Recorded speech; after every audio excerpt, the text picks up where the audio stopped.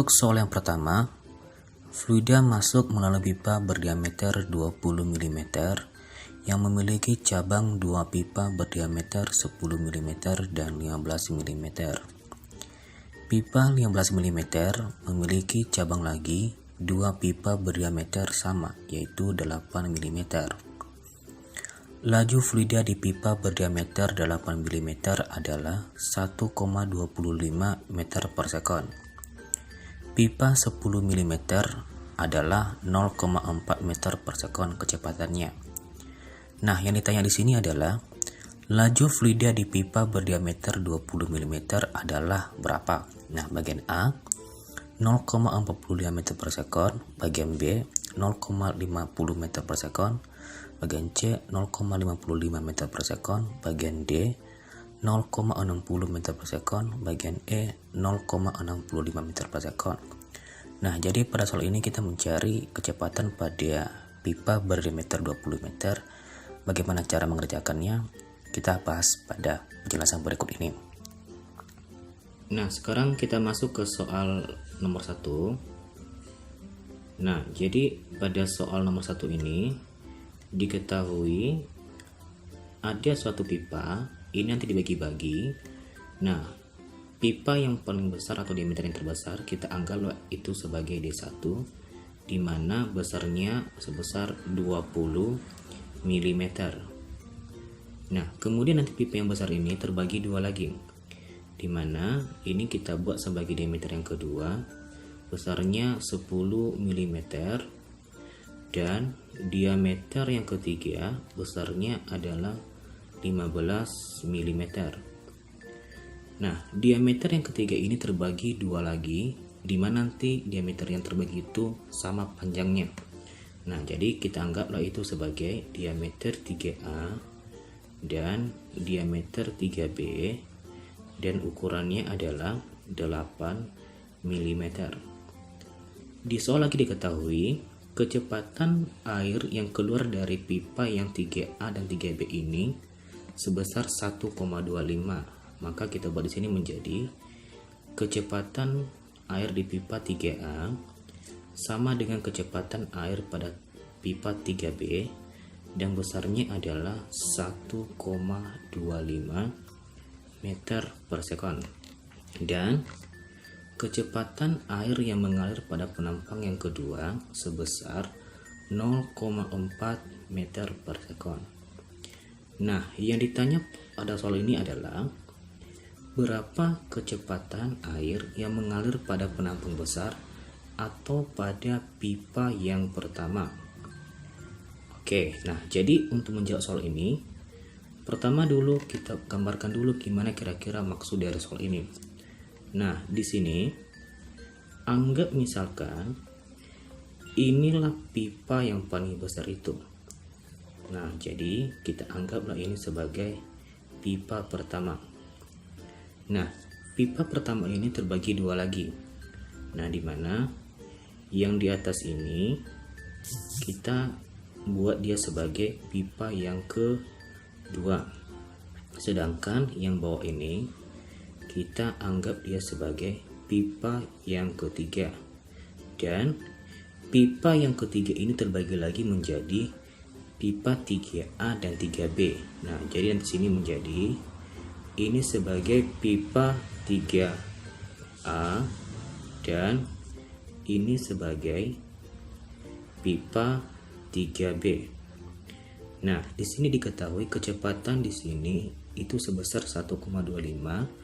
Kecepatan yang ada di sini 0,4. Nah, yang ditanya di sini adalah berapa kecepatan air yang mengalir pada penampang yang kedua. Ini berarti ini sebagai CV1 kalau gitu. Nah, oke, kita jawab ya. Nah, jadi untuk mengerjakan soal ini kita mengingat kembali rumus tentang fluida dinamis. Nah, di sini nanti topik khusus yang kita bahas di sini adalah tentang kontinuitas fluida. Nah, di mana di sini jika seandainya ada sebuah pipa di mana kedua ujung pipa ini memiliki luas yang berbeda. Nah, jadi kita anggap misalkan luas yang besar ini adalah A1 dan luas yang kecil ini adalah A2.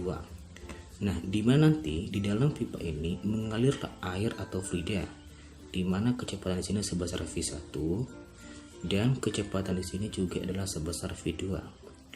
Nah, menurut kontinuitas fluida bahwa debit air yang mengalir pada penampang yang pertama akan sama dengan debit air yang mengalir pada penampang yang kedua, atau bisa nanti dirumuskan juga dengan persamaan A1 kali V1 sama dengan A2 dikali dengan V2. Nah, rumus inilah yang kita gunakan untuk mengerjakan soal kita pada soal yang pertama ini. Nah, jadi langkah pertama di sini adalah kita bahas dulu pada pipa yang ketiga. Nah, berarti kita bahas antara pipa 3 ini dengan 3A dengan 3B ya. Nah, dengan nanti rumus ini kita akan mendapatkan bahwa debit air pada pipa yang pertama itu sama dengan penjumlahan pipa pada penampang 3A, maaf ini 3 ya, ditambahkan dengan penampang pada 3B, atau nanti ini menjadi luas 3A kali kecepatan di 3A ditambah dengan luas pada 3B dikali dengan kecepatan pada 3B. Nah, karena diameter ini sama dan juga kecepatan sama, maka ini bisa kita gabungkan langsung. Maka nanti ini kita dapatkan menjadi Q3 itu sama dengan 2 kali luas 3A dikali dengan kecepatan 3A. Nah, setelah kita dapat ini, barulah sekarang kita masuk ke pipa yang pertama. Nah, di pipa yang pertama ini nanti air akan keluar pada pipa yang kedua dan ketiga. Maka nanti ini berlaku debit pada pipa yang pertama akan sama dengan debit pada pipa yang kedua ditambahkan dengan debit pada pipa yang ketiga. Nah, Q2 ini kita ganti dia seperti ini, dan ingat tadi Q3 itu dia sama dengan 2 kali luas 3A kali dengan kecepatan 3A. Nah, nilai ini kita masukkan dia ke persamaan ini, dan di sini nanti kita dapatkan menjadi Q1 sama dengan A2 dikali dengan V2 ditambahkan dengan 2A 3A dikali dengan V3A.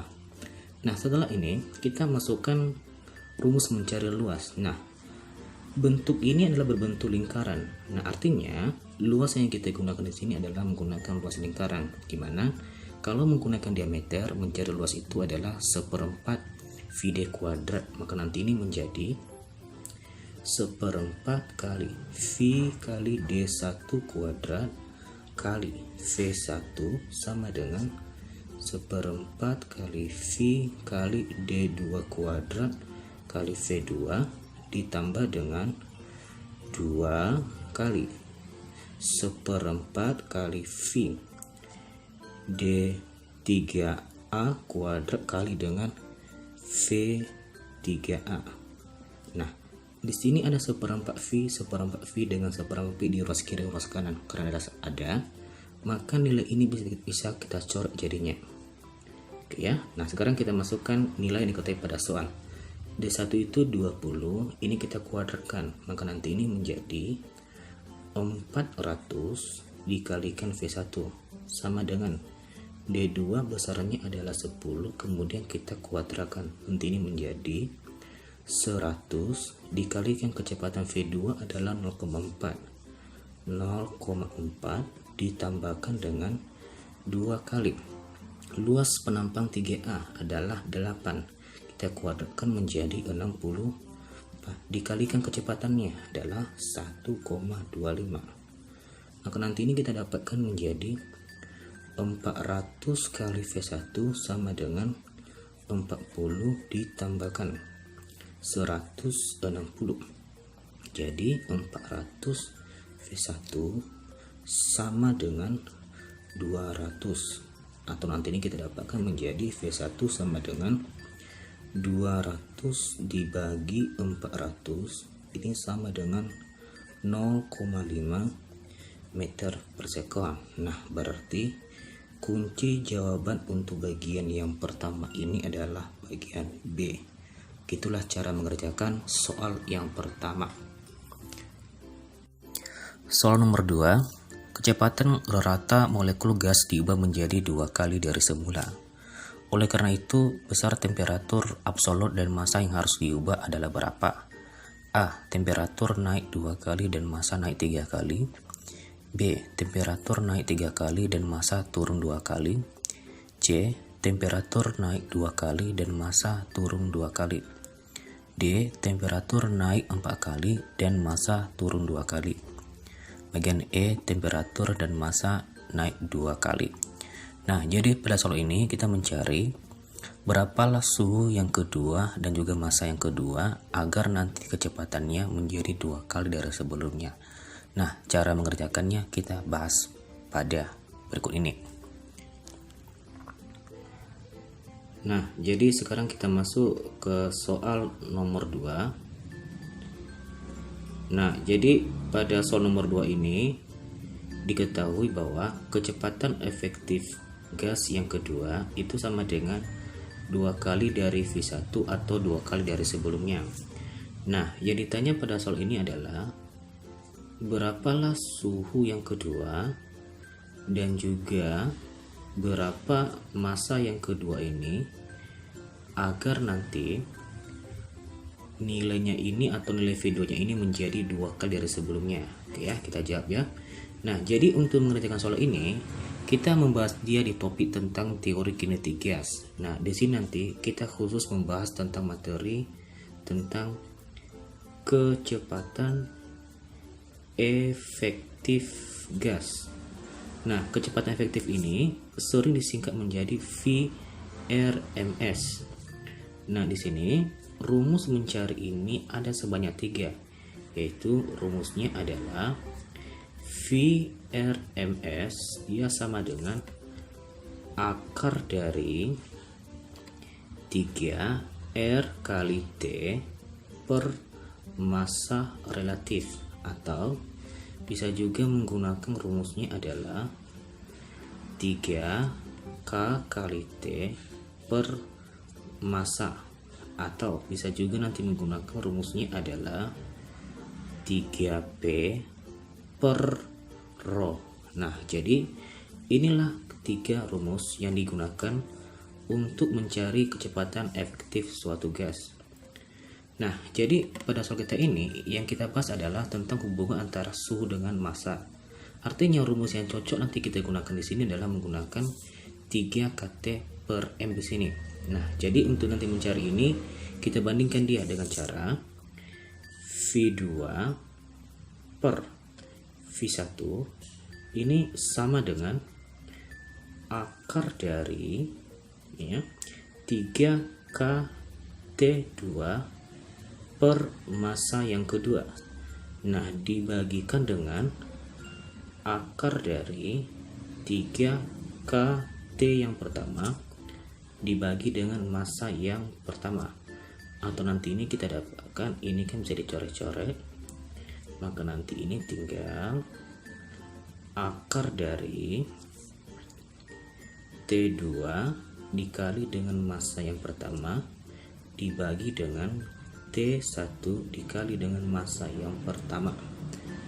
Nah, di sini kita gantilah nilai V2 ini menjadi 2 kali V1-nya. Maka nanti ini kita dapatkan menjadi 2 kali V1 per V1 ini sama dengan akar dari T2 kali M1 baru dibagi dengan T1 dikali dengan M1, M2 ya, maaf ya, ini M2 ya.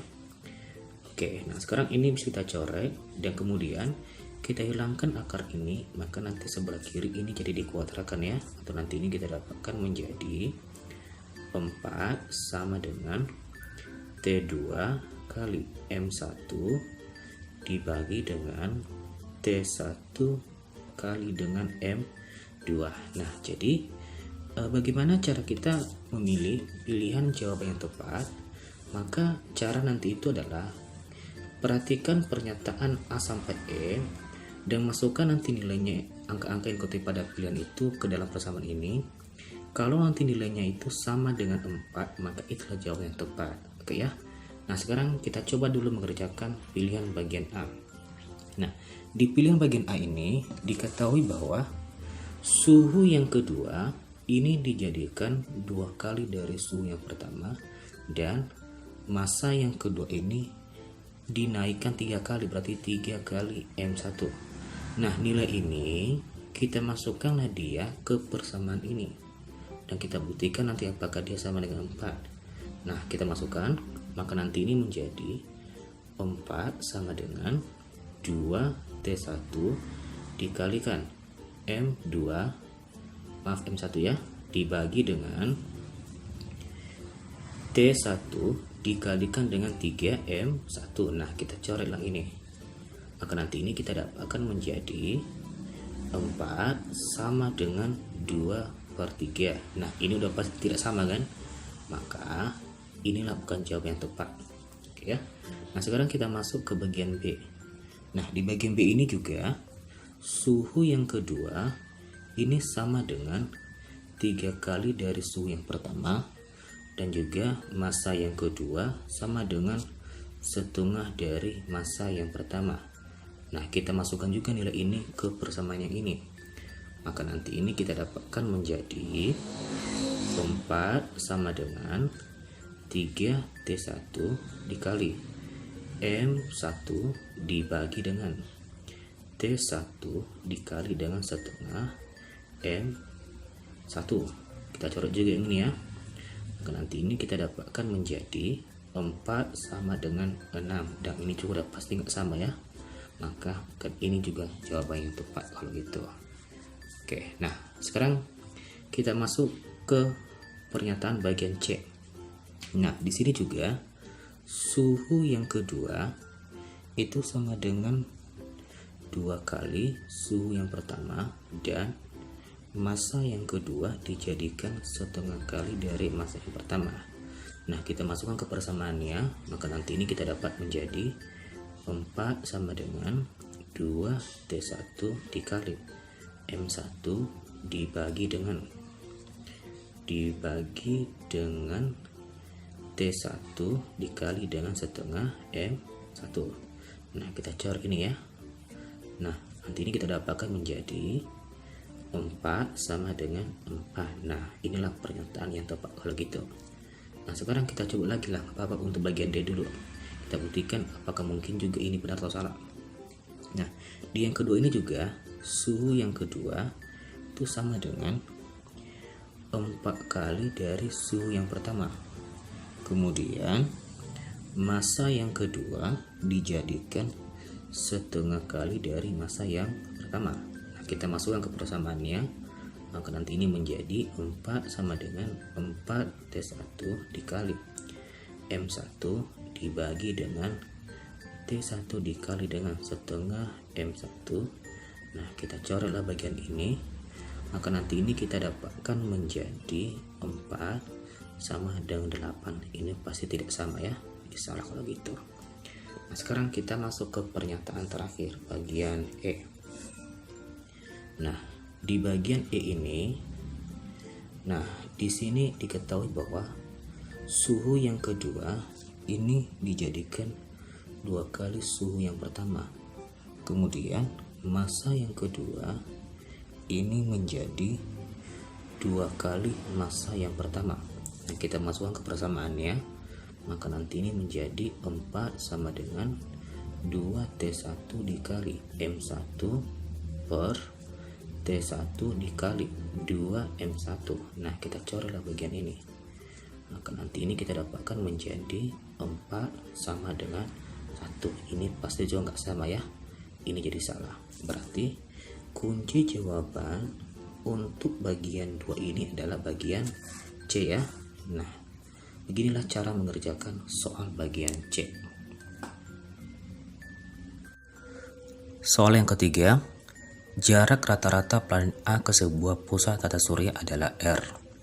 Waktu yang dibutuhkan oleh planet A mengelilingi pusat tata surya adalah 1/8 kali waktu yang dibutuhkan planet B mengelilingi pusat yang sama. Jika mula-mula planet A dan B berada dalam satu baris dengan pusatnya dan bergerak searah, berapa jarak planet A terhadap planet B setelah keduanya bergerak selama 1/4 periode? Di sini A 3,31 R, B 3,92 R, C 4,31 R, D 4,93 R, E 5,31 R. Nah, jadi pada soal nomor 3 ini kita mencari berapalah jarak antara planet A dan planet B setelah keduanya bergerak selama 1/4 dari periode A. Nah, penjelasan nanti kita akan bahas pada berikut ini. Nah, untuk soal nomor 3, nah, di soal ini diketahui bahwa periode planet A mengelilingi tata surya itu sebesar 1/8 dari periode planet B mengelilingi tata surya. Nah, yang ditanya di sini adalah jika seandainya mereka dalam posisi segaris dan pergerakan mereka searah. Nah, ditanya di sini adalah berapa jarak kedua planet itu ketika kedua planet ini sudah bergerak dalam waktu 1/4 dari periode planet B. Oke, kita jawab ya. Nah, jadi kita gambarkan dulu bentuknya. Nah, kita anggaplah di sinilah letak dari tata surya itu. Nah, kemudian tata surya ini dikelilingi oleh planet. Ada planet A di mana jarak ke sini kita anggap sebesar RA. Kemudian ada planet B di mana jaraknya ini kita buat sebesar RB. Nah, jadi kenapa ini kita buat lebih panjang? Karena jarak mempengaruhi periodenya. Karena semakin besar periodenya, maka jaraknya terhadap juga tata surya akan semakin jauh. Itu alasannya kenapa jarak ini lebih panjang dibandingkan dengan jarak seperti ini.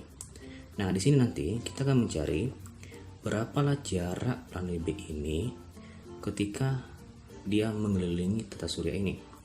Nah, jadi untuk menjawab itu, kita di sini menggunakan hukum ketiga Kepler.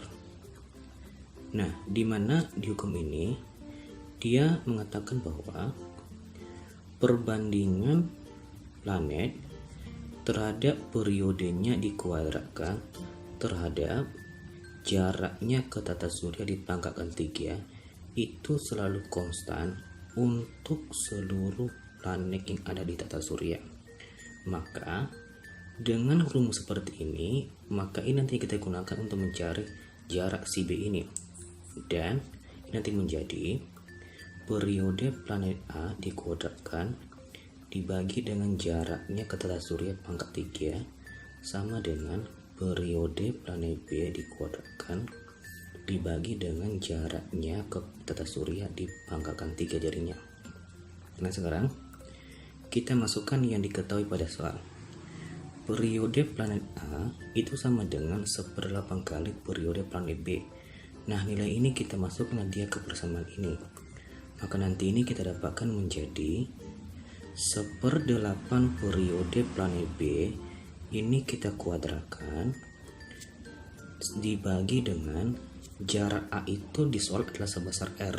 Nah, nanti menjadi R pangkat 3 sama dengan periode planet B kuadrat bagi dengan jaraknya pangkat 3. Atau nanti ini kita dapatkan menjadi 1/2 ya, dipangkatkan 6 dikalikan dengan periode planet B kuadrat dibagi dengan jarak R pangkat 3 sama dengan TB kuadrat per RB pangkat 3. Nah, nilai ini kita cari yang ini. Udah ya. Maka nanti ini kita dapatkan bahwa jarak planet B terhadap tata surya itu akan sama dengan 4 kali dari nilai R-nya. Oke ya. Nah, jadi setelah kita dapat ini, nah sekarang kita di sini menggunakan berapa sudut yang ditempuhnya atau berapa jarak ditempuh planet A ini dan juga planet B ini ketika dia bergerak selama waktu 1/4 periode si A di sini ya, bukan si B ya. Nah, jadi di sini kita akan mencari dulu berapa dulu sudut yang dibentuknya. Nah, untuk mencari itu kita di sini menggunakan rumus mencari kecepatan sudut. Nah, di mana kecepatan sudut itu dilambangkan dengan omega dan rumus mencarinya adalah omega sama dengan 2V per periode, atau bisa juga nanti menggunakan rumusnya adalah sudut dibagi dengan waktu. Nah, rumus inilah yang kita gunakan untuk mencari sudutnya. Nah, karena kita mencari sudut, pindahkanlah T ini ke sini, atau nanti ini kita dapatkan menjadi sudut sama dengan 2V dibagi dengan periode baru dikalikan dengan T. Nah, inilah rumus yang akan kita gunakan untuk mencari sudut berapa yang ditempuh oleh planet A dan planet B ketika dia udah bergerak selama 1/4 dari periode planet A. Nah, jadi yang pertama kita bahas dulu untuk planet A. Nah, berarti di sini menjadi sudut A itu sama dengan 2Pi per periode planet A dikali dengan T. Nah, di sini 2V. Periode planet A itu sebesar, di sini kan sebesarnya, kita baca sini dulu ya, sebesar TA di sini ya. Nah, dikalikan dengan 1/4 dari periode planet A. Nah, kita coretlah bagian ini. Atau nanti ini kita dapatkan menjadi 2V per 4. Oke ya. Atau nanti ini kita dapatkan menjadi Pi per 2 ya, dalam satuan radian. Kalau ini kita buat ke bentuk sudut, ini akan kita dapatkan menjadi Pi itu sama dengan 180 dibagi 2, ini menjadi 90 derajat. Nah, setelah itu kita sekarang masuk ke planet B. Nah, berarti ini adalah untuk planet B. Nah, maka nanti sini juga kita dapatkan sudut yang dibentuk B itu sama dengan 2V dibagi dengan periode planet B dikali dengan T. Nah, di sini periode planet A 1/4 dari periode planet B, atau periode planet B itu adalah 8 kali dari periode planet A ya. Maka nanti ini menjadi 2V dibagi dengan 8 kali periode planet A dikali dengan T-nya. T tadi adalah 1/4 dari periode A, berarti 1/4 dari periode A. Nah, kita coretlah bagian ini. Maka nanti ini kita dapatkan menjadi Pi per 16. Atau nanti ini kita dapatkan dia kalau bentuk sudut ini sama dengan 11,25 derajat. Nah, sekarang kerja kita di sini adalah menentukan berapalah jarak antara planet itu setelah bergerak selama T 1/4 periode A ini. Nah, jadi sekarang kerja kita adalah menentukan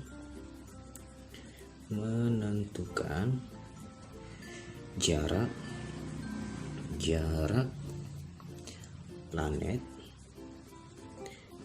planet.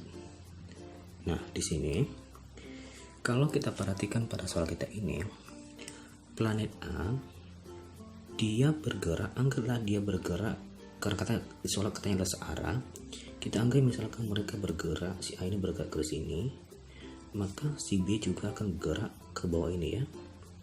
Nah, di sini si A dia bergerak dengan sudut sebesar 90 derajat, sedangkan si B sudutnya adalah 11,25.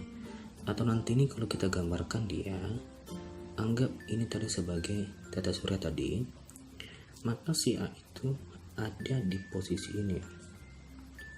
Inilah posisi A. dan jarak di sini adalah RA. Sedangkan si B dia berada di bawah ini.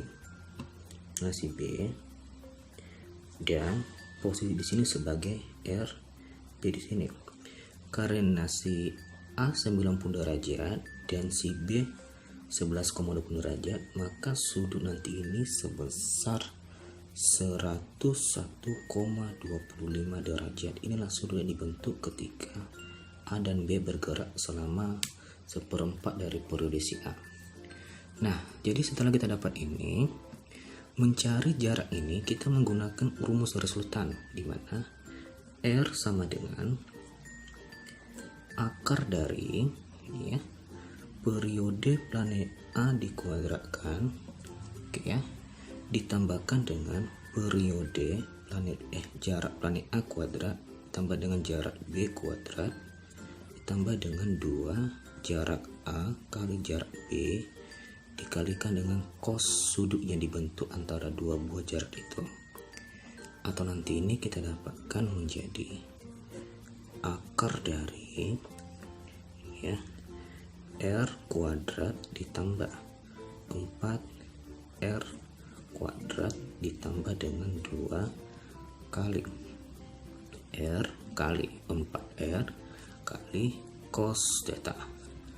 Nah, maka nanti di sini kita dapatkan besarnya ini, kalau nanti kita cari ya, ini akan mendekati 3,92. Nah, jadi jawaban yang tepat di sini adalah bagian B. Nah, inilah jawaban untuk mengerjakan soal nomor 3. Soal nomor 4. Sebuah bola yang masanya 400 gram dilepaskan dari ketinggian 5 meter di atas lantai, lalu terpantul lagi hingga mencapai tinggi 4,05 meter. Waktu tempuh bola sejak dilepaskan hingga terpantul lagi pada ketinggian ini adalah 2 detik. Selama pemantulan, gaya rata-rata tumbukan yang dialami bola adalah berapa? Nah, di sini nanti kita buat nilai gravitasi adalah 10 meter per sekon kuadrat dan akar 10 mendekati 3,2. Nah, di sini pilihan jawabannya adalah A 19 Newton, B 38 Newton, C 57 Newton, D 76 Newton, dan E 95 Newton. Nah, jadi pada soal ini kita diminta mencari berapa gaya rata-rata yang diberikan lantai ketika bola itu jatuh dan memantul ke atas ya. Nah, jadi bagaimana cara mengerjakan ini? Kita bahas pada yang berikut ini. Pada soal nomor 4, nah di sini diketahui masanya ini sebesar 400 gram. Kemudian tinggi dia pertama kali itu sebesar 5 meter, dan ketika nanti dia memantul dia memiliki tinggi sebesar 4,05 meter. Nah, di sini ketika dia jatuh pada ketinggian 5 meter dan nanti memantul setinggi 4,05 meter, waktu total yang dibutuhkannya di situ adalah sebesar 2 sekon. Nah, yang ditanya di sini adalah berapa gaya rata-rata yang diberikan oleh lantai itu pada bola itu. Oke ya, kita jawab. Nah, jadi untuk menjawab soal ini, pertama dulu kita gambarkan kira-kira gimana maksud dari soal ini. Nah, jadi pada soal kita ini ada suatu bola berada pada ketinggian tertentu, dimana tingginya sebesar 1. Dia nanti akan jatuh ke bawah, kemudian nanti dia akan memantul ke atas, dan tingginya ke sini adalah sebesar H2. Nah, sekarang langkah apa yang kita lakukan untuk mencari gaya yang diberikan lantai ini sehingga nanti dia bisa memantul setinggi H2 ini? Nah, jadi pertama di sini kita menggunakan rumus GLBB dulu, yaitu gerak lurus beraturan ya. Nah, yang kita pakai nanti di sini adalah gerak vertikal. Nah, di mana rumus mencari gerak vertikal ini kan ada beberapa rumusnya ya. Nah, yang pertama di sini adalah VT kuadrat sama dengan V0 kuadrat plus minus 2 kali G dikali dengan H. Kemudian VT sama dengan V0 plus minus G dikali dengan T. Kemudian H sama dengan V0T plus minus setengah G kali T kuadrat. Nah, jadi inilah rumus yang sering digunakan ketika kita bicara tentang gerak lurus beraturan atau GLBB. Nah, untuk nanti soal kita ini, kita cukup menggunakan rumus yang kedua ini, yaitu rumus VT kuadrat dan juga anti VT ini. Nah, jadi yang pertama, kita bahas dulu pada keadaan yang pertama. Nah, jadi keadaan pertama ini kita bahas pada ketinggian awal, berarti pada ketinggian H1. Nah, di sini pertama dulu kita mencari berapa kira-kira kecepatan benda ketika batu bola ini ya, ketika dia sampai ke bawah ini. Nah, berarti kita di sini mencari VT dan kita anggap ini sebagai V1 ya. Nah, jadi ingat ya, tanda plus itu digunakan ketika pergerakannya itu searah gravitasi, dan tanda minus ini itu kita gunakan ketika nanti dia bergerak berlawanan arah gravitasi. Nah, ketika benda ini jatuh ke bawah, dia searah dengan arah gravitasi, maka nanti kita gunakan tanda plus untuk yang pertama ini. Nah, maka nanti ini menjadi V1 kuadrat sama dengan V0 kuadrat ditambah 2 kali G dikali dengan H. Nah, di sini kita tidak memberikan kecepatan awal pada soal, sehingga di sini sama dengan 0. Maka nanti ini menjadi V1 kuadrat sama dengan 0 ditambah 2 kali 10 dikali dengan 5. Atau nanti ini menjadi V1 kuadrat sama dengan 100. Atau nanti ini kita dapatkan kecepatan yang pertama ini sebesar 10 meter per second. Nah, setelah kita dapat ini, sekarang kita juga harus cari tahu berapa waktu yang dibutuhkan benda ini atau bola ini sampai dia ke sini. Nah, sekarang kita mencari waktu. Nah, jadi di sini waktu ini juga kita simpulkan sebagai T1. Nah, rumus yang kita gunakan di sini adalah rumus yang kedua ini, di mana VT sama dengan V0 ditambah G dikali dengan T. Nah, di sini VT tadi adalah sama dengan V1 ya, sebesar 10. Nanti ini menjadi 10 sama dengan 0 ditambah 10 baru dikalikan dengan T. Dan nanti ini kita dapatkan waktunya adalah 1 second untuk waktu yang pertama. Nah, setelah dapat ini, sekarang kita bahas pada saat dia memantul. Nah, sekarang kita bahas adalah pada ketinggian H2. Nah, rumus ini juga kita gunakan mencari kecepatan dan juga waktu. Nah, pertama dulu kita cari dulu besar kecepatan ketika benda itu dia bergerak ke atas ini. Nah, berarti kecepatan awal ini pasti ada kecepatannya kan? Nanti di sini kita anggap sebagai V2. Nah, ketika nanti dia sampai ke titik maksimum, kecepatannya sama dengan 0 atau VT-nya di situ sama dengan 0 ya. Berarti di sini kita mencari kecepatan awal, kita anggap ini sebagai V2. Nah, sekarang kita gunakan rumus ini, maka nanti ini menjadi VT sama dengan V2. Nah, karena dia melawan gravitasi, ini menjadi minus, ini kuadrat ini ya, kuadrat 2G kali H. Nah, di sini menjadi 0 sama dengan V2 kuadrat dikurang 2 kali 10 baru dikalikan dengan tingginya, itu 4,05. Atau nanti ini kita dapatkan menjadi V2 kuadrat sama dengan 81. Atau nanti ini menjadi V2 sama dengan 9 meter per second ya. Nah, jadi sekarang setelah kita dapat ini, kita juga cari waktu seberapa lama dibutuhkan bola ini ketika dia sampai ke titik tertingginya ini.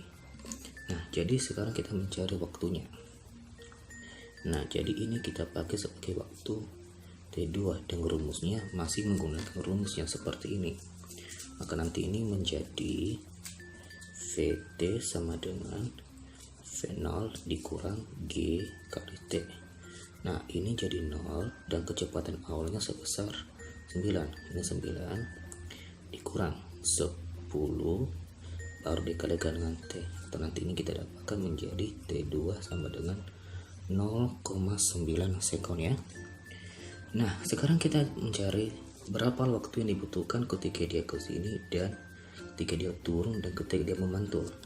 Nah, di sini nanti kita dapatkan bahwa T1 ditambahkan dengan T2 itu sama dengan 1 ditambah dengan 0,9, ini kan jadi 1,9 sekon ya. Nah, jadi kalau kita perhatikan pada soal, katanya di sini waktu yang dibutuhkannya adalah 2 sekon. Berarti ada selisih 0,1 sekon. Nah, 0,1 sekon itulah waktu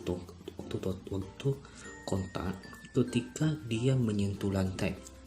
Nah, atau nanti di sini biar nanti lebih jelas. Kalau kita mencari waktu kontak, nah ini sering dilambangkan dengan delta T. Waktu kontak itu adalah waktu ketika dia bersentuh dengan lantai, di mana nanti di sini kita dapatkan menjadi delta T sama dengan 2 dikurang 1,9. Ini menjadi 0,1 sekon. Nah, setelah kita dapat ini, maka kita nanti bisa mencari berapa besar gaya rata-rata. Nah, gaya rata-rata ini kita menggunakan hubungan antara momentum dan impuls, di mana impuls itu sama dengan perubahan momentum atau massa dikali dengan perubahan kecepatan. Nah, I itu juga sama dengan gaya dikali dengan waktu kontaknya, sama dengan massa dikali dengan perubahan kecepatan. Atau nanti ini kita dapatkan menjadi F sama dengan massanya pada soal adalah 400 gram, ubah dulu ke kilogram, itu menjadi 0,4 dikali. Nah, delta V ini adalah V2 kurang V1 dibagi dengan waktunya adalah 0,1. Nah, di sini deh, kalau dia momentum itu memperhatikan arah.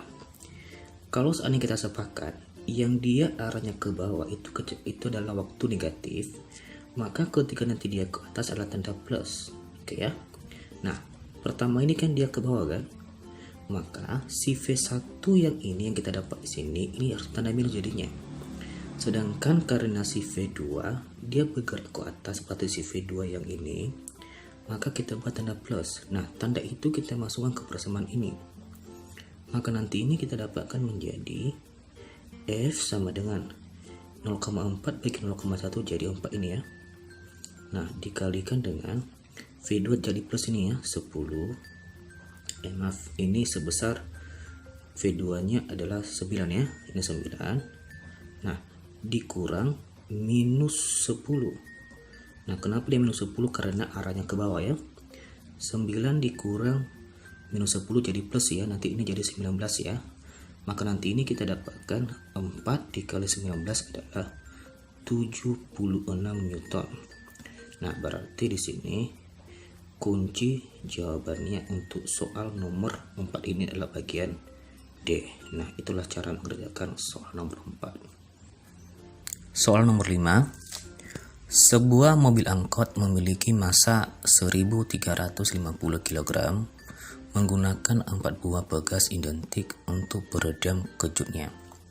Dengan konstanta pegas 13.500 Nm/m. Ketika melewati sebuah lubang, mobil itu berosilasi dengan frekuensi 3/V/Hz. Jika diandaikan massa rata-rata orang dewasa adalah 75 kg, jumlah penumpang pada mobil tersebut adalah berapa? A. 1 orang, B. 3 orang, C. 5 orang, D. 7 orang, dan E. 9 orang. Nah, jadi pada soal ini kita diminta berapalah banyak penumpang yang bisa dimuati di situ supaya nanti frekuensinya sebesar 3/V ketika melewati sebuah lubang. Nah, cara mengerjakannya kita bahas yang berikut ini. Untuk soal nomor 5, nah di soal ini diketahui bahwa ada sebuah mobil angkot memiliki massa sebesar 1350 kg. Dan kemudian angkot ini memiliki pegas di mana satu pegas memiliki nilainya sebesar 13.500 Newton per meter, dan dia di sini memiliki sebanyak 4 buah pegas. Nah, ketika angkot ini melewati lubang kecil, angkot ini mengalami getaran, di mana ketika dia bergetar itu frekuensi yang dihasilkan sebesar 3 VHz. Nah, jika di sini massa penumpang, nah ini sebesar 75 kg untuk satu orang. Nah, yang ditanya di sini adalah berapa banyak penumpang yang ada di dalam angkot itu sehingga nanti dia mengalami frekuensi sebesar 3 per V. Oke ya. Nah, jadi kita jawab. Nah, jadi pertama di sini kalau kita perhatikan susunan pegas ini udah pasti kan susunan secara paralel ya.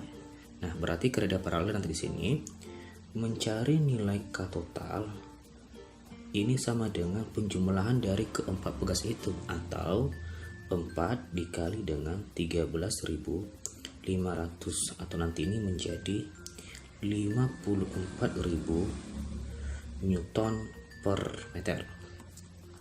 Nah, setelah kita dapat ini, sekarang kita masuk rumus mencari frekuensi suatu pegas, di mana nanti di sini rumus mencari frekuensi itu dirumuskan dengan persamaan frekuensi sama dengan 1 per 2V akar dari K dibagi dengan masanya. Nah, rumus inilah untuk nanti kita gunakan untuk mencari massa atau banyak penumpang pada saat mengalami frekuensi yang sebesar 3 per V ini.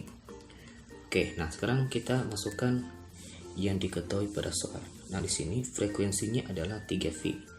Itu 3 per V sama dengan 1/2V akar dari, nah nilai dari K total ini 54.000 dibagikan dengan nilai dari M total.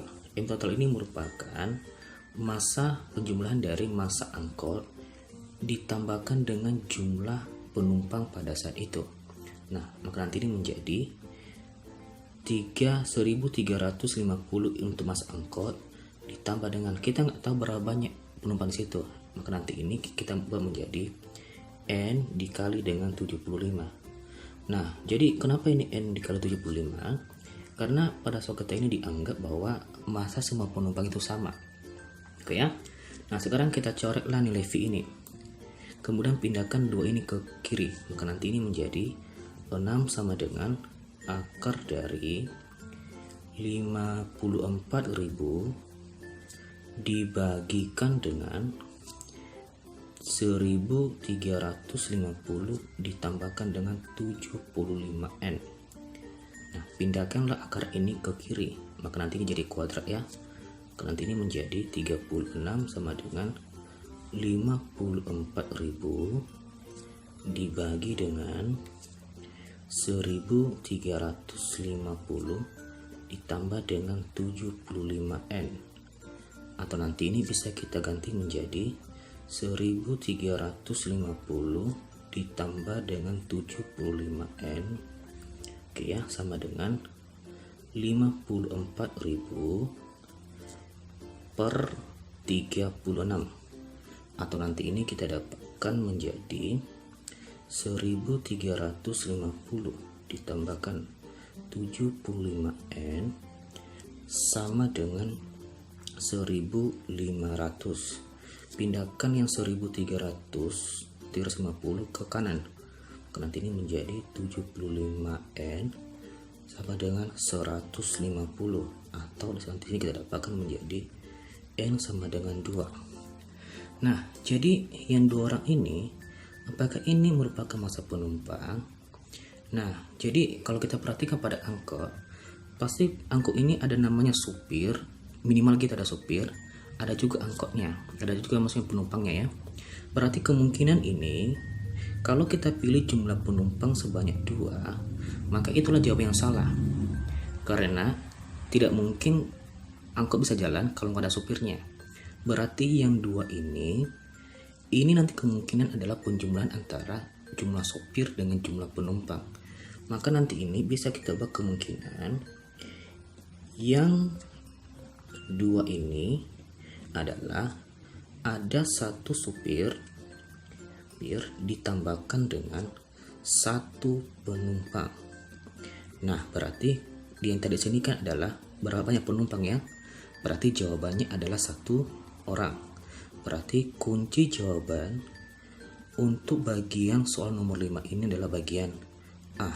Itulah cara mengerjakan soal nomor 5. Soal nomor 6, 3 partikel bermuatan terletak pada sumbu X. Partikel 1 dan 2 ditempatkan secara tetap. Sedangkan partikel 3 bebas bergerak, tetapi gaya elektrostatik padanya dari partikel 1 dan 2 adalah 0. Jika jarak muatan 2 ke 3 sama dengan jarak muatan 1 ke 2, berapakah rasio muatan 1 terhadap muatan yang kedua? Nah, di sini pilihan jawabannya adalah minus 4/3, B 2, C minus 9/4, D 5/2, E minus 9/2. Nah, jadi untuk mengerjakan ini kita bahas pada yang berikut ini. Nah, sekarang kita masuk ke soal nomor 6. Nah, di soal nomor 6 ini diketahui bahwa jarak antara muatan 2 ke 3 itu sama dengan 2 kali jarak muatan 1 ke 2. Nah, yang ditanya di sini adalah agar medan listrik pada muatan yang ketiga ini sama dengan 0, maka berapalah perbandingan antara muatan pertama dengan muatan yang kedua pada soal kita ini? Oke ya, nah kita jawab. Nah, jadi mengerjakan soal ini kita bahas dia di topik tentang listrik dinamis, listrik statis. Nah, di sini nanti kita khusus membahas tentang medan listrik. Nah, di mana medan listrik itu dia dilambangkan dengan E. Nah, jadi rumus apa yang kita gunakan untuk medan listrik di sini? Nah, rumus yang kita gunakan di sini adalah medan listrik sama dengan K dikali Q per R kuadrat. Nah, jadi rumus ini yang kita gunakan untuk menjawab soal kita nanti pada soal kita ini. Oke ya. Nah, pertama dulu kita gambarkan di mana posisi masing-masing dari muatan itu. Nah, jadi kita anggaplah inilah sebagai muatan yang pertama, ini sebagai Q1, dan kemudian ini sebagai muatan yang kedua, ini sebagai Q2, dan inilah sebagai muatan yang ketiga, berarti Q3 ya.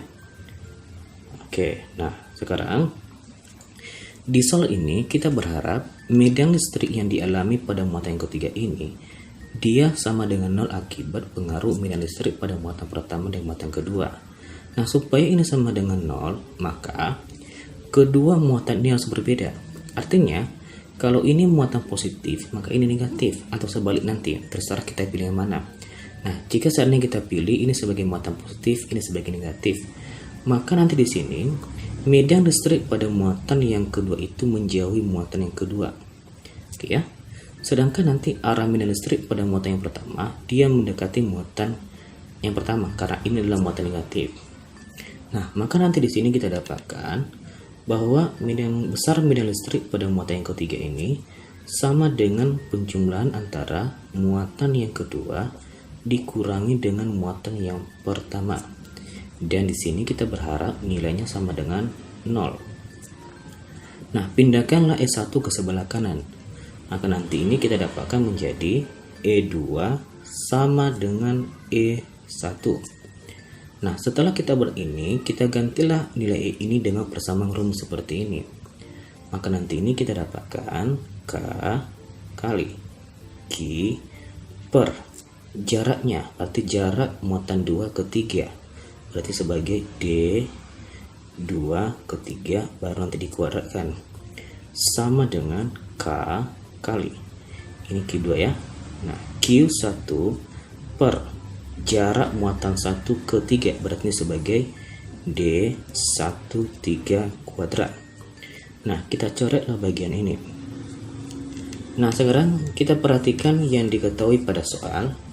Nah, di sini diketahui bahwa jarak 23 itu 2 kali jarak 1 ke 2, berarti 2 kali jarak ke sini ya.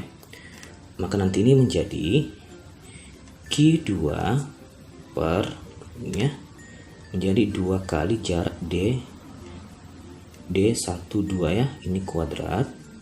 Nah, sama dengan Q1 per jarak 1 ke 3 itu berarti penjumlahan antara jarak 2 ke 3 dengan jarak 1 ke 2. Nah, dimana tadi jarak ini adalah 2 kali jarak ke sini ya, atau nanti ini jarak ini semua adalah 2 jarak 2 kali jarak 1 ke 2 dijumlahkan jarak 1 ke 2 ini, atau nanti ini menjadi 3 kali jarak 1 ke 2 dikuadratkan. Oke, nah sekarang kita kuadratkanlah nilai ini ke dalam ini dan juga yang ini, maka nanti ini kita dapatkan menjadi Q2 per 4D12 kuadrat sama dengan Q1 per 9D12 kuadrat. Nah, kita coretlah bagian ini. Oke, nah sekarang pindahkanlah yang 9 ini ke sebelah kiri dan Q2 ke sebelah kanan. Maka nanti ini kita dapatkan menjadi 9 per 4 sama dengan Q1 per Q2. Nah, karena muatan ini berbeda, maka jawabannya nanti bisa kita tuliskan menjadi minus 9 per 4. Nah, jadi kunci jawaban untuk soal nomor 6 ini adalah bagian C. Inilah cara mengerjakan soal nomor 6 ini. Soal nomor 7. Sebuah bola pejal homogen menggelinding pada bidang datar dengan laju 20 meter per sekon. Bola kemudian menaiki suatu bidang miring dengan kemiringan 30 derajat. Jika selama gerakannya, bola menggelinding tanpa selip dan energi yang hilang karena gesekan diabaikan, ketinggian maksimum yang dapat dicapai bola adalah berapa? Nah, jadi di sini kita mencari ketinggian bola, di mana pilihan jawabannya adalah A 10 meter, B 15 meter, C 23 meter, D 28 meter, dan E 30 meter. Nah, cara mengerjakannya pada pembahasan berikut ini. Untuk soal nomor 7, nah, di soal ini diketahui bahwa ada sebuah bola pejal, dia menggelinding dan naik pada suatu bidang miring dengan kecepatan sebesar 20 meter per sekon. Nah, yang ditanya pada soal ini adalah berapa besar ketinggian yang bisa dicapai oleh bola pejal ini. Oke, kita jawab. Nah, jadi mengerjakan soal ini, kita di sini menggunakan hukum kekekalan mekanik, di mana rumus mencari ini adalah energi mekanik awal ini sama dengan energi mekanik akhir. Nah, kemudian kita gambarkan dulu kira-kira gimana bentuk dari soal kita ini. Nah, jadi kita anggaplah misalkan ini sebagai bidang miring yang akan ditempuh oleh bola itu. Dia dan bola itu dia bergerak ke atas dan menggelinding di sini ya dengan kecepatan awal sebesar V0. Nah, pertanyaan soal di sini adalah berapa ketinggian yang bisa dicapai bola itu saat nanti dia berhenti pada posisi ini. Nah, jadi di sini kita menggunakan rumus ini, maka nanti ini menjadi energi mekanik awal itu menjadi energi mekanik 0 sama dengan energi mekanik T atau ini akhir ya. Atau kalau nanti kita jabarkan menjadi EK0 ditambahkan dengan EP0 sama dengan EKT ditambahkan dengan EPT. Nah, di sini pada posisi awal dia tidak memiliki ketinggian, maka ini sama dengan 0. Nah, pada saat nanti mencapai pada titik tertinggi, maka benda atau bola ini berhenti, maka ini juga jadi sama dengan 0, maka nanti ini menjadi EK0 sama dengan EPT di sini. Nah, sekarang kita jabarkan lagi rumus mencari energi kinetik ini. Nah, karena benda ini berotasi, maka energi kinetik ini menjadi ada dua. Yang pertama ada energi kinetik rotasi dan energi kinetik translasi. Maka nanti ini menjadi energi kinetik translasi ditambahkan dengan energi kinetik rotasi sama dengan EPT. Nah, rumus mencari energi kinetik translasi itu adalah setengah M kali V kuadrat. Sedangkan kalau rotasi rumusnya adalah setengah I dikali dengan omega kuadrat sama dengan M dikali G dikali dengan ketinggian akhir. Nah, I yang di sini merupakan momen inersia, di mana di sini kalau dia bola pejal, nilai dari I itu ini sama dengan 2/5 M kali R kuadrat. Nah, nilai ini kita masukkanlah dia ke persamaan ini, kita ganti yang ini, maka nanti ini menjadi setengah M kali V kuadrat ditambahkan dengan setengah kali 2/5 M kali R kuadrat dikali omega kuadrat sama dengan M kali G dikali dengan ketinggian akhir. Nah, kita carilah massa ini, kemudian yang dua ini dengan yang dua ini juga. Nah, R kali omega itu adalah kecepatan atau sama dengan V. Maka nanti ini bisa kita ganti menjadi setengah V kuadrat, ini jadi V0 ini ya, ditambahkan dengan 1/5 V0 kuadrat sama dengan G kali ketinggian akhir. Nah, V0 nya sebesar 20, kita kuadratkan dibagi 2, ini menjadi 20 kuadrat 400 bagi 2 sama dengan 200, ditambahkan ini juga 400 dibagi 5 sama dengan 80 sama dengan G sebesar adalah 10 ya, dikali dengan ketinggian akhir.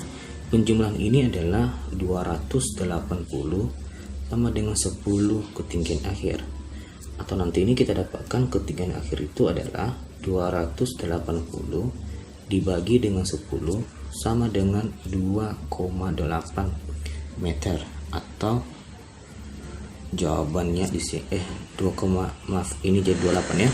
Maka nanti sini kunci jawabannya adalah bagian D. Inilah cara mengerjakan soal nomor 7. Soal nomor 8, sebuah benda diletakkan di depan permukaan cembung sebuah lensa Planck konveks dengan ketebalan D sama dengan 9 cm. Bayangan benda terbentuk pada permukaan datar lensa jika jari-jari kelengkungan R sama dengan 2,5 cm dan indeks bias lensa N sama dengan 1,5. Perbesaran bayangan yang terjadi adalah berapa? Nah, jadi di sini kita mencari pembesaran bayangan ketika ada benda diletakkan di depan lensa Planck konveks ini, di mana nanti di sini bayangan itu terbentuk tepat di permukaan yang datarnya. Nah, di sini pilihan jawabannya adalah A diperkecil 5 kali dan terbalik, B diperbesar 5 kali dan tegak, C diperbesar 3 kali dan terbalik, D diperbesar 0,3 kali dan terbalik, bagian E diperbesar 0,3 kali dan tegak. Nah, cara mengerjakannya sebagai berikut. Untuk soal nomor 8, nah di soal ini diketahui ada suatu lensa tebal, ini disebut sebagai Planck konveks, memiliki ketebalan sebesar 9 cm. dan memiliki jari-jari kelengkungan sebesar 2,5 cm. Dan indeks bias lensanya ini sebesar 1,5. Nah, di lensa ini diletakkan suatu objek di depan bagian lengkungnya sehingga nanti menghasilkan bayangan tepat pada bagian yang datarnya, yaitu pada jarak 9 cm.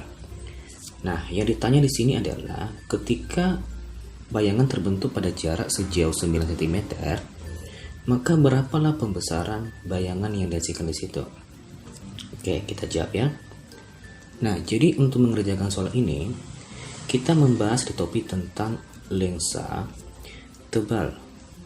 Nah, di mana di sini rumus yang kita gunakan untuk mencari lensa tebal ini, dia dirumuskan dengan persamaan indeks bias medium dibagi dengan jarak benda ke lensa ditambah dengan indeks bias lensa dibagi dengan jarak bayangannya ke lensa sama dengan indeks bias lensa dikurangkan dengan indeks bias medium dibagi dengan jari-jari kelengkungan. Nah, jadi rumus ini nanti kita gunakan dulu untuk mencari berapalah jarak objek itu di depan lensa. Nah, sekarang kita gambarkan dulu kira-kira gimana untuk gambarnya. Nah, jadi kita anggap misalkan inilah sebagai bagian cembungnya. Kemudian inilah sisi nanti bagian yang datarnya. Nah, di sini di bagian yang cembungnya ini diletakkan suatu objek. Anggap misalnya inilah objeknya ini, dan dihasilkan nanti bayangan tepat pada bagian datar ini. Nah, dimana ketebalan ini adalah sebesar 9 cm. Nah, kalau kita perhatikan pada gambar kita ini, objeknya ini terbentuk di belakang lensa. Nah, setiap benda yang terbentuk di belakang lensa sifatnya di sini adalah nyata dan terbalik. Oke ya, maka nanti ini kita dapat mengerjakannya kemudian. Maka jarak bayangan yang kita gunakan nanti di sini bertanda plus jadinya karena sifatnya adalah nyata. Nah, sekarang kita masuk ke rumus ini. Indeks bias mediumnya adalah udara ya. Maka nanti ini menjadi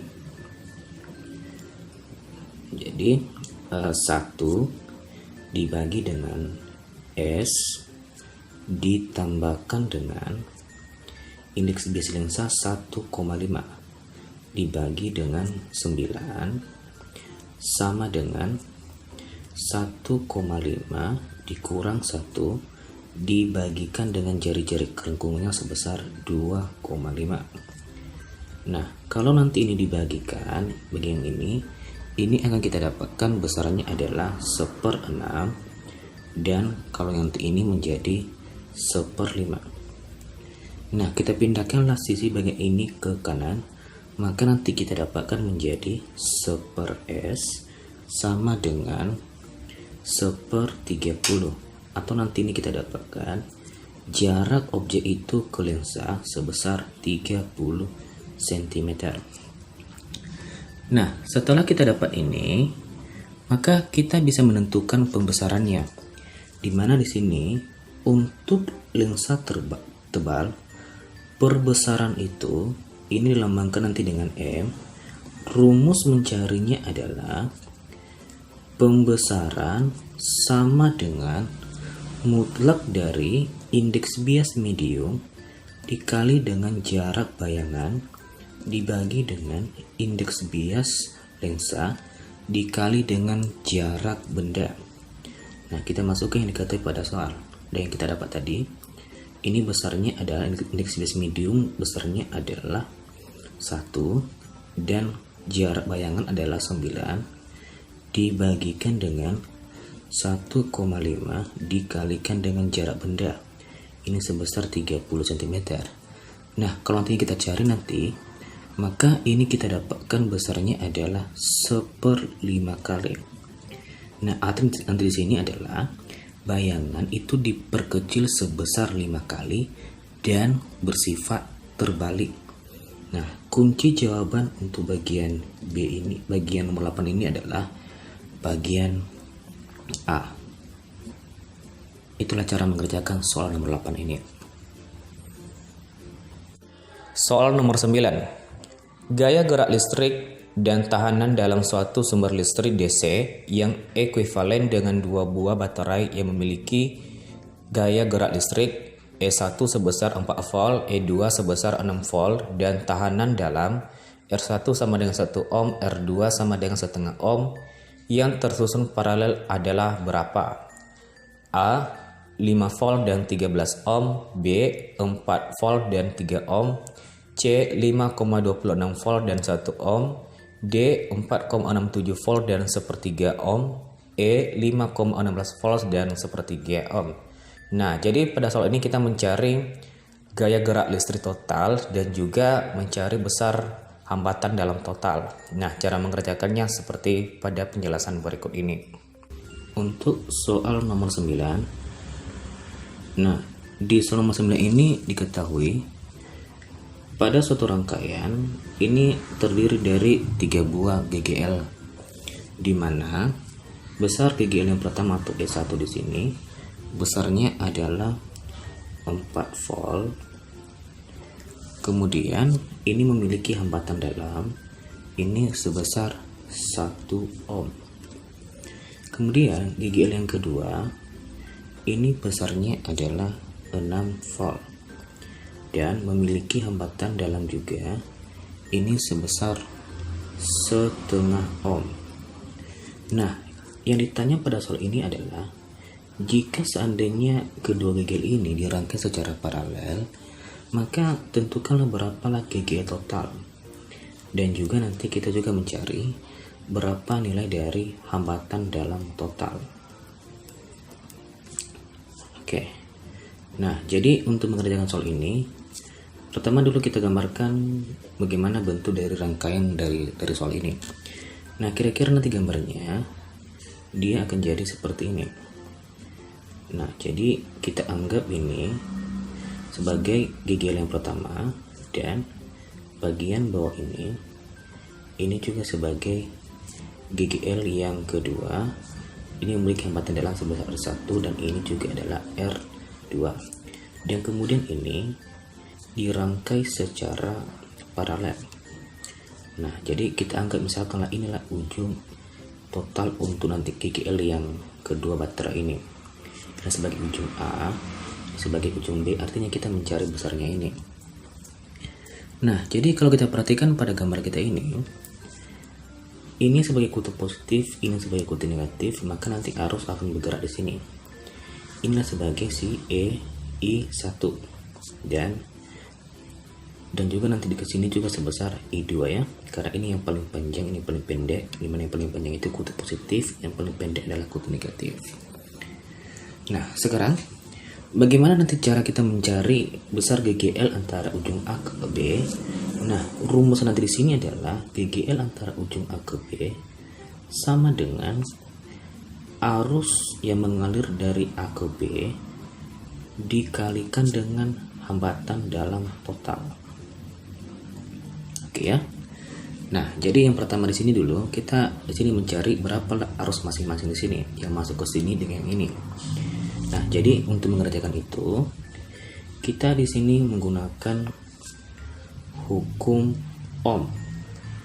Nah, di mana rumus mencari hukum Ohm itu dirumuskan dengan persamaan arus sama dengan tegangan dibagi dengan hambatan. Nah, jadi rumus ini nanti kita gunakan untuk mencari arus masing-masing yang mengalir pada arus pertama dan arus yang kedua. Nah, jadi kita cari dulu pada arus yang pertama. Nah, untuk arus yang pertama ini berarti tegangannya dibagi dengan hambatannya. Di sini tegangannya adalah sebesar 4 dan hambatannya sebesar 1. Maka nanti ini menjadi 4 dibagi dengan 1. Ini sama dengan 4 ampere. Nah, sedangkan untuk arus yang kedua ini juga sama juga ya, tegangan bagi R, maka nanti ini menjadi 6 dibagi dengan hambatan yang berarti setengah di sini ya, atau nanti ini menjadi 12 ampere. Nah, setelah kita dapat nanti ini, maka kita dapat mencari arus yang mengalir dari ujung A ke B itu merupakan perjumlahan dari arus ini. Maka nanti ini menjadi 4 ampere ditambah dengan 12 ampere, atau nanti ini menjadi 16 ampere. Oke, nah setelah kita dapat ini, sekarang kita mencari rangkaian hambatan dalam ini ya, hambatan dalam antara ujung A sampai B. Berarti nanti kita mencari R total. Oke, nanti di sini rumus mencarinya adalah, karena ini rangkaian paralel, maka rumusnya menjadi seper R total sama dengan seper R1 ditambahkan dengan seper R2, atau nanti ini menjadi 1 per R1 besarnya 1 ditambahkan dengan 1 per setengah, atau nanti ini menjadi seper R total sama dengan 1 ditambah dengan 3, sama dengan 1 ditambah dengan ini ya, ini nanti menjadi 3, maka nanti ini kita dapatkan besar R total itu sama dengan 1/3 ohm. Nah, setelah kita dapat ini, barulah kita bisa menggunakan rumus yang ini. Maka nanti ini besar GGL ujung A ke B ini sama dengan arus A ke B dikali dengan R total. Nah, ini menjadi 16 ampere dikali dengan 1/3 ohm, atau nanti ini kita dapatkan jawabannya adalah 5,33 volt. Nah, di sini kunci jawaban yang paling mendekati itu adalah bagian E. Nah, beginilah cara mengerjakan soal nomor 9. Soal nomor 10, salah satu sifat bayangan dibentuk oleh cermin datar adalah bayangan tersebut maya. Sebab pada cermin datar, bayangan merupakan hasil perpotongan dari perpanjangan sinar-sinar datar. Nah, untuk soal ini kita bisa langsung menjawabnya. Nah, jadi untuk cermin datar, sifatnya adalah maya tegak dan ukuran dan jaraknya sama dengan ukuran objeknya. Nah, berarti pernyataan yang nomor 10 ini benar kalau gitu ya. Nah, sedangkan kalau alasannya, pada cermin datar, bayangan merupakan hasil perpotongan dari perpanjangan sinar-sinar datar. Nah, jadi kita kemarin ketahui bahwa bayangan maya itu terbentuk adalah hasil perpanjangan antara sinar-sinar pantul yang dihasilkan pada cermin. Nah, jadi alasan pada soal nomor 10 ini adalah salah. Berarti jawabannya adalah bagian C. Soal 11, sumber listrik AC dihubungkan ke rangkaian RLC dan amplitudo dijaga konstan. Ketika frekuensi yang pertama, rangkaian menjadi lebih kapasitif dengan sudut fase arus dan tegangan listrik minus 10 volt. Jika saat frekuensi yang kedua, rangkaian menjadi lebih induktif dengan beda sudut fase arus dan tegangan listrik plus 10 volt. Nah, di sini pernyataannya adalah daya yang dihasilkan pada saat frekuensi 1 lebih besar dibandingkan dengan saat frekuensi yang kedua. Sebab impedansi rangkaian saat frekuensi yang satu lebih besar dibandingkan dengan saat frekuensi yang kedua. Nah, di sini kita mencari pernyataan dan alasan yang tepat. Nah, cara mengerjakannya kita bahas yang berikut ini. Untuk soal nomor 11, nah, di soal kita ini kita bahas di topik tentang rangkaian RLC. Nah, di soal ini diketahui bahwa besar frekuensi yang pertama ini akan menghasilkan beda sudut fase ini sebesar minus 10 volt. Nah, sedangkan jika diganti menjadi frekuensi yang kedua, maka beda sudut fase yang dihasilkan adalah sebesar plus 10 volt. Nah, sekarang kita masuk ke pernyataan. Nah, di pernyataan ini dia mengatakan bahwa daya yang ada pada frekuensi yang pertama ini lebih besar dari daya pada frekuensi yang kedua. Nah, jadi kita akan membuktikan apakah pernyataan ini benar atau salah. Nah, jadi untuk menjawab itu, sekarang kita membahas dulu rumus mencari beda sudut fase. Mencari beda sudut fase pada rangkaian RLC. Nah, di sini mencari beda sudut fase itu rumusnya adalah tan theta sama dengan tegangan induktor dikurang tegangan kapasitor dibagi dengan tegangan resistor sama dengan XL dikurang dengan XC baru dibagikan dengan R. Nah, jadi ini rumus yang digunakan kalau kita mencari beda sudut fase pada rangkaian RLC. Nah, sekarang kita masuk ke yang dikutip pada soal. Nah, kita bahas dulu untuk frekuensi yang pertama. Nanti di sini kita dapatkan menjadi, kita pakai yang ini ya, XL dikurang dengan XC per R ini sama dengan minus 10. Pindahkan R ke kanan, maka nanti ini kita dapatkan menjadi XL dikurang dengan XC ini sama dengan minus 10R. Nah, ini nanti hasilnya untuk frekuensi yang pertama. Nah, sekarang kita masuk ke frekuensi yang kedua. Nah, kita buat di sini untuk F2 kita pakai juga rumus yang ini, akan kita dapatkan menjadi XL dikurang XC per R ini sama dengan plus 10. Pindahkan R ke kanan, maka nanti ini kita dapatkan menjadi XL dikurang XC sama dengan 10R. Nah, ini nanti nilainya ketika kita menggunakan frekuensi yang kedua. Nah, setelah kita pakai gunakan rumus ini, nah sekarang kita masuk ke rumus mencari impedansi. Impedansi itu dilambangkan dengan Z. Nah, mencari Z rumusnya adalah akar dari R kuadrat ditambah dengan XL dikurang dengan XC ini dikuadratkan. Nah, jadi kalau kita perhatikan pada soal kita ini, besar nilai XL dikurang XC pada frekuensi yang pertama adalah minus 10. Kalau nanti dikuadratkan tetap dapat yang 100R kuadrat ya. Dan ini juga besarnya adalah 10R. Kalau nanti kita kuadratkan juga sama dengan 100R kuadrat. Artinya di sini pada frekuensi yang pertama ini dan pada frekuensi yang kedua ini memiliki nilai impedansi yang sama. Berarti di sini nilai impedansi untuk frekuensi yang pertama sama dengan nilai impedansi pada frekuensi yang kedua.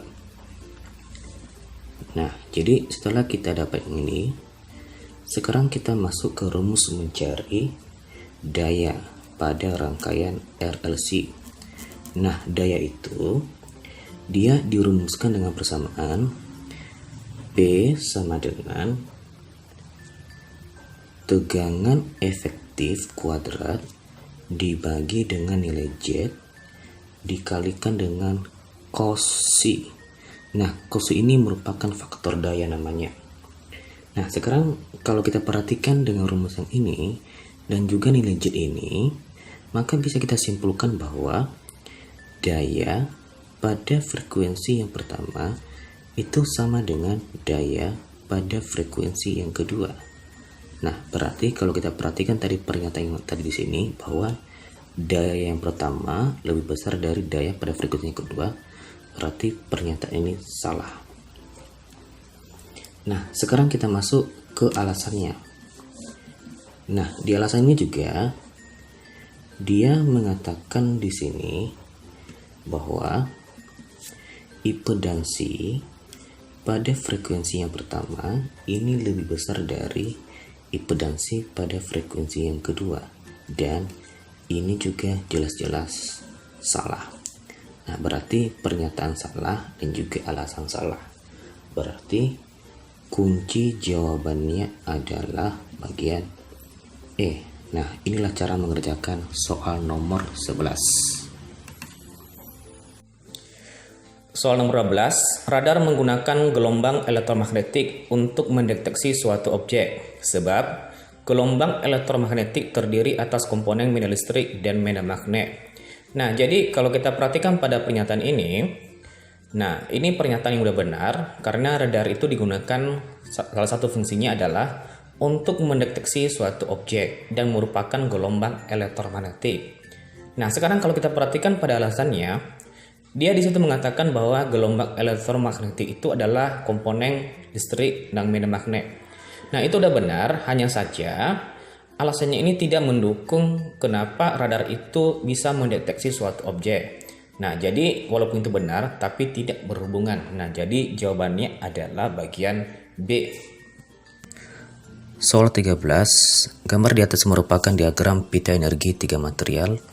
Pernyataan yang salah berkaitan dengan ketiga material ini jika diberi tegangan rendah dan pada temperatur rendah adalah. Nah, jadi pada soal nomor 13 ini sebenarnya dibahas pada topik pelajaran fisika zat padat. Nah, inilah pelajaran kuliah dan kita bahaslah pada soal yang ini. Nah, jadi untuk mengerjakannya kita perhatikan pada gambar itu. Nah, jadi pada gambar tersebut kotak putih itu merupakan pita konduksi. Semakin lebar maka energi untuk memindahkan elektron semakin besar. Dan kotak hitam atau pita hitam merupakan pita valensi, dan juga jarak antara pita konduksi dan valensi semakin jauh maka perpindahan elektron semakin susah. Jika kita perhatikan masing-masing material, untuk material A, pita konduksi sangat lebar dan jarak pita konduksi dan pita valensi sangat jauh. Maka material A adalah isolator. Nah, untuk material B, pita konduksi lebar tapi jarak pita konduksi terhadap pita valensi dekat. Jadi ada perpindahan elektron, maka material A adalah semikonduktor. Untuk material C, jika pita konduksi kecil dan jarak pita konduksi dan pita valensi sangat dekat, material di C, elektron dapat bergerak bebas, maka material C adalah konduksi. Pernyataan yang salah adalah bagian 1, 2, dan 3. Jadi kunci jawabannya adalah bagian A. Soal 14, dua pulsa induksi bergerak dengan arah berlawanan pada seutas tali. Semua parameter berlawanan pada seutas tali. Semua parameter gelombang sama kecuali satu pulsa mempunyai pergeseran simpangan positif dan satunya negatif. Pada saat dan setelah kedua pulsa bertemu seluruhnya, pernyataan yang benar adalah energi kedua pulsa tersebut lenyap. 2. Materi tali tidak berpindah. 3. Kedua pulsa saling terpantul. 4. Kecepatan masing-masing pulsa tidak berubah. Nah, jadi pada topik ini kita bahas di topik tentang gelombang berjalan pada gelombang stasioner. Nah, jadi karena kedua gelombang ini memiliki simpangan yang berbeda, ada yang ke atas dan yang ke bawah, udah pasti ketika nanti bertemu, maka mereka akan saling meniadakan atau energi hilang. Itu pada saat bertemu. Tapi nanti berikutnya, mereka akan tetap melanjutkan energinya. Berarti pernyataan yang pertama itu salah, karena energi itu lenyap cuma pada saat mereka bertemu. Nah, kedua, materi tali tidak berpindah. Itu benar. 3. Kedua pulsa saling terpantul. Nah, untuk soal kita ini, karena mereka saling berlawanan arah, ada yang simpangan ke atas, ada yang ke bawah, udah pasti tidak terjadi pemantulan. 4. Kecepatan masing-masing pulsa tidak berubah. Nah, jadi ini juga pernyataannya benar. Jadi yang benar itu adalah 2, dan 4. Jadi jawabannya adalah bagian C. Soal nomor 15, N mol gas ideal monoatomik mengalami proses seperti pada gambar. Proses 2 dan 3 merupakan proses secara isotermis. Pernyataan yang benar untuk proses tersebut adalah 1. Kalor yang diserap pada proses 1, 2, dan 3 adalah 3 V1 kali P2 kurang P1 per 2 ditambah V1 kali P2 ln V3 per V1. Pernyataan yang kedua, energi dalam sistem bernilai tetap selama satu proses 1, 2, dan 3. 3. Kerja yang dilakukan pada gas selama proses 1, 2, dan 3 sebesar V1 P2 ln V3 per V1. 4. Tidak terjadi pertukaran kalor antara sistem dan lingkungan pada proses 2 dan 3. Nah, jadi untuk menjawab soal ini, kita akan bahas pada penjelasan berikut ini. Untuk soal nomor 15, nah jadi pada soal ini kita bahas pada topik tentang termodinamika. Nah, jadi pada soal ini kita ditampilkan sebuah grafik di mana ada proses 1 ke 2 dan juga nanti proses 2 ke 3, di mana pada proses 1 ke 2 itu adalah proses secara isokorik dan proses nanti pada 2 ke 3 itu adalah proses secara isotermis ya. Nah, jadi tiap-tiap proses ini kita kerjakan dulu. Nah, yang pertama dulu kita bahas dulu pada proses 1 ke 2. Nah, inilah proses secara isokorik ya. Nah, jadi pertama dulu kita mencari berapa besar usaha selama proses ini. Nah, karena ini proses secara isokorik, udah pasti besar usahanya sama dengan 0.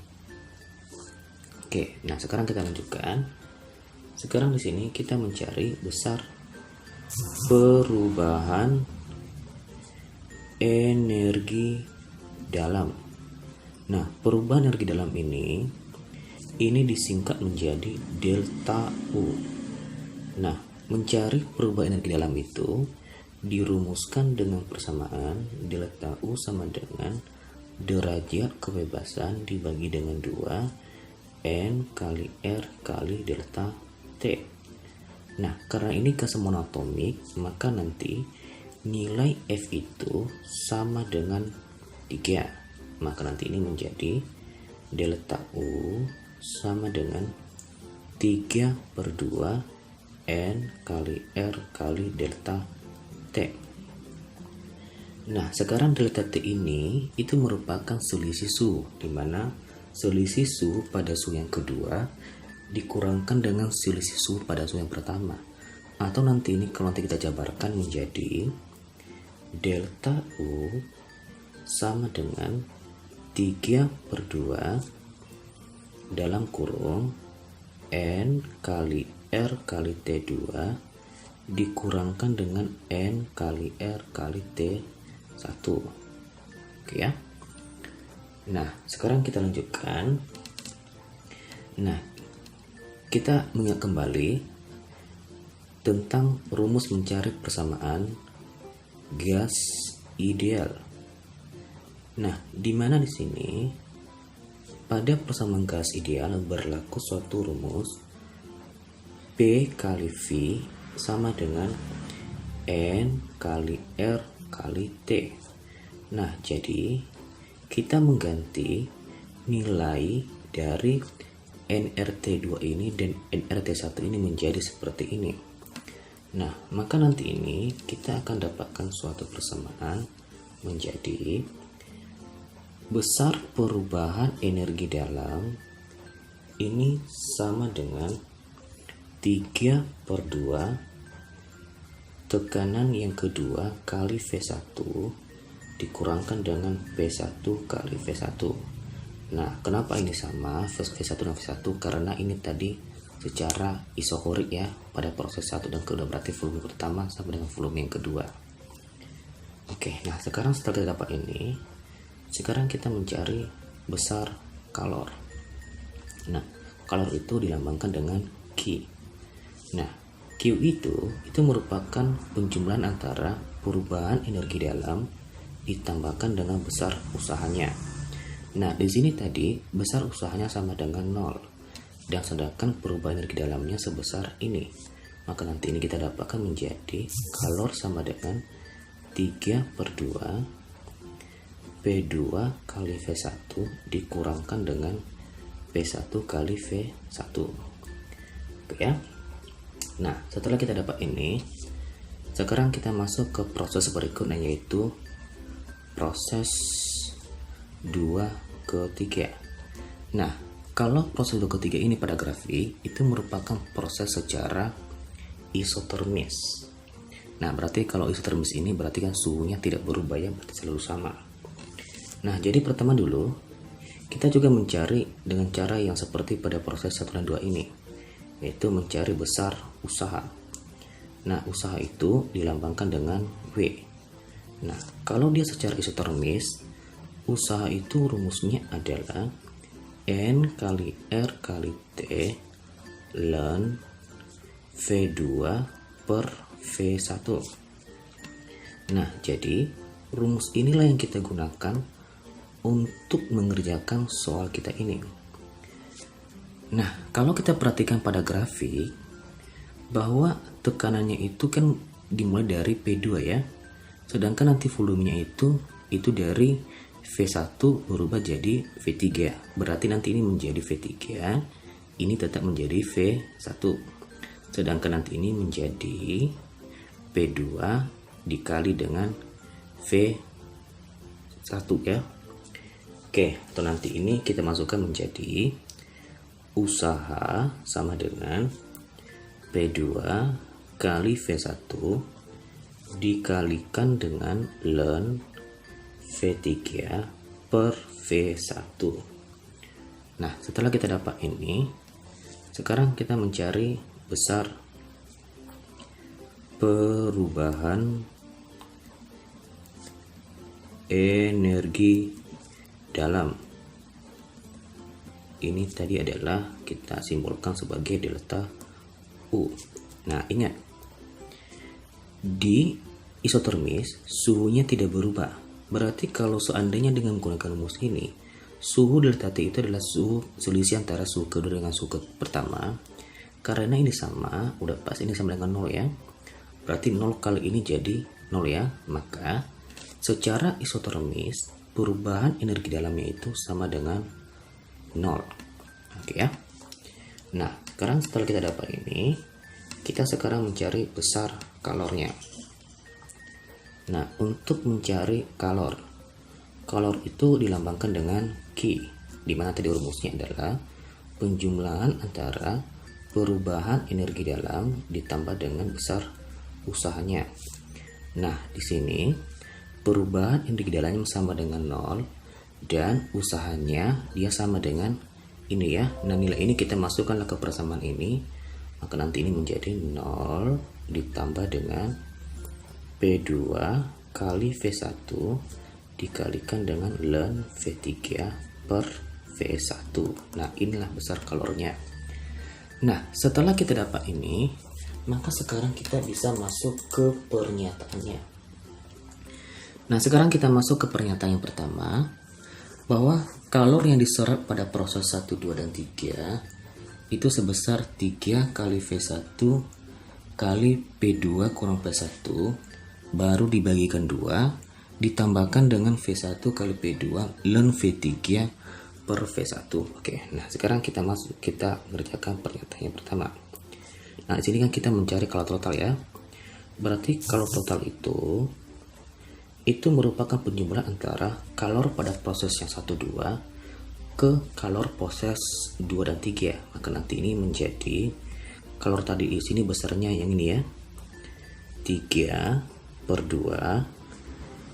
P2 kali V1 dikurangkan dengan P1 kali V1 ya, baru dijumlahkan dengan kalor yang kedua, berarti yang ini ya, berarti P2 kali V1 ln V3 per V1. Nah, sekarang kita keluarkan V1 ini, maka nanti ini kita dapatkan menjadi 3V1 dikalikan dengan P2 kurang P1 dibagi dengan 2 ditambahkan dengan P2 kali V1 ln V3 per V1. Nah, ini sesuai dengan pernyataan yang pertama, berarti ini benar untuk pernyataan yang pertama. Nah, sekarang kita masuk ke pernyataan yang kedua.